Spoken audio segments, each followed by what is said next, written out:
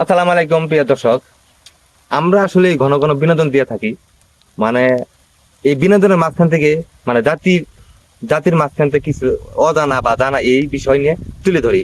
আসলে ভিডিওটা একটু লং হতে পারে, কেউ স্কিপ করবেন না, ভিডিও পুরোপুরি দেখবেন।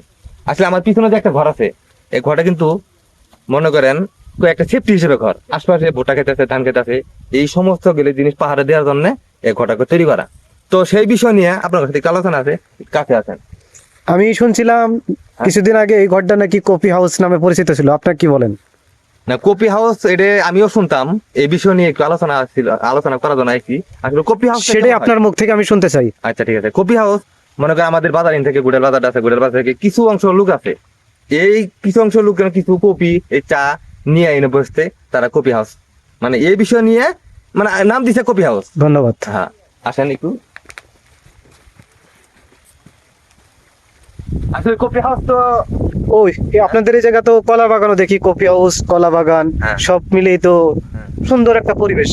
পরিবেশ তো বলতে এটা আমরা তো গ্রামাঞ্চলের লোক, গ্রামাঞ্চলের লোক যেভাবে বসবাস করে সেভাবে তো, তাই না? কলাটা দেখান একটু। কোনা তো না দেখে হবে কোনাটা মানে এদিকে ক্যান্ডারের ক্ষেতের আখ মানে ময়লা পর্যন্ত পড়েছিল, আবার উপরে কলা বাগান, সব দিকে মাথা নষ্ট, তাই না? আবার উপরে একটু এটা কি কলা বলতে পারেন?